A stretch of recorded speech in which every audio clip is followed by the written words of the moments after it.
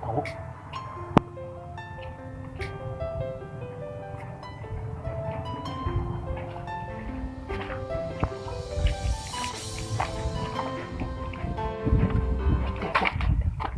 Bữa đó chị này cũng mua giang phải học với khó bây giờ xem món chị mà thui tụi sợ à.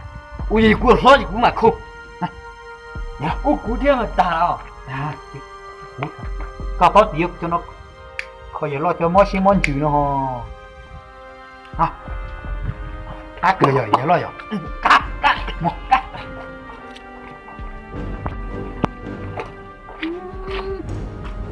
Chỉ muốn là anh nhóc thì tua lên. Có cái tiền Miệng của tạm bảo muốn chơi kia nữa.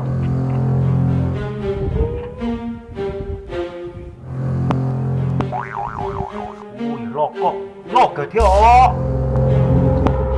Mình mà mấy cái tiền gì? Ui chỉ lo gì hơn. Tiền gì cho lo. Nó còn mà có chỉ thả xe lên một cái nữa. Đấy, tao thì đi tục bước mà cái đâu kia. Cái học cái gì?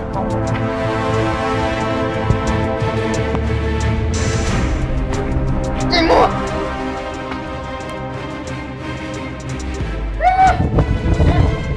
Như chuyện nó, đi nó miếng của nó có được cháu chịu hết.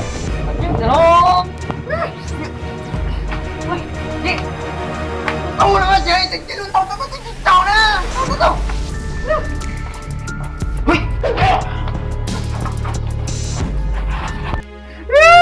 Đi ơi, đi con đi. Nó phải nên chửi em đi mà. Lo cho tiếp. Ui.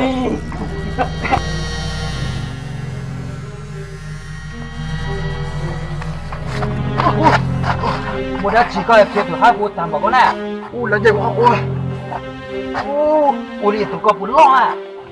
Sorry. Nó tiền đâu thế bảo đồ cô là đi đảo lo thế nào? Chỉ cho thật. Do tiền mua của tôi khó đã nó là nó. Chờ lâu là bây giờ luôn chỉ lâu đi cũ. Giờ này mấy mua chi gì.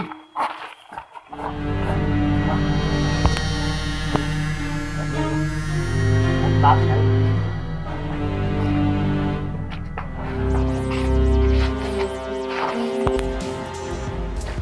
Lo cái gì nào?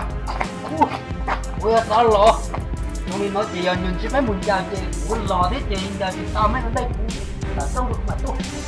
Đến chứ không có lo. Được đấy.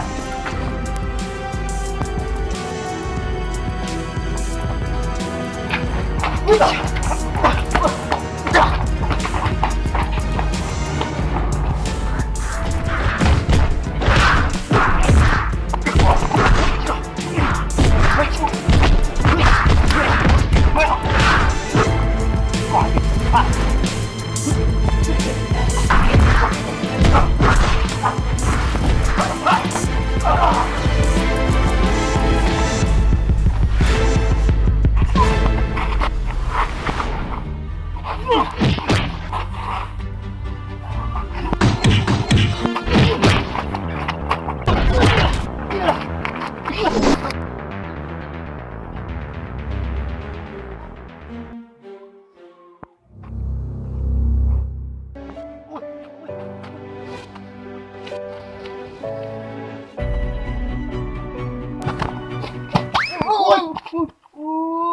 Cậu á chỉ có á gì mua thật ra có sao sao cho cô bây giờ giả na lũ tiêu bể chỉ tao lũ tiêu thiệt tôi là non là họ chính ra có thế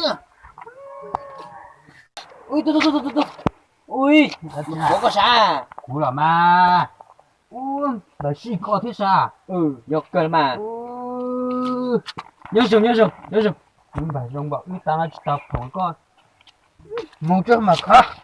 ôi giờ nó có chuyện là bà có thì nên nó mà thả đúng câu xì rất là mà rồi nó thì tỏ này rõ nam mới tụi con sợ này chúng con nghe tụi con có một thả lấy mà chỉ lấy chỉ con ba hay chứ cũng tôi chỉ một thả không tới được cũng nó hay tụi con mà tàu thế nó dùng công á cho nhiệt thì lúc cũng có tôi thì có cho một thả thì sức tiền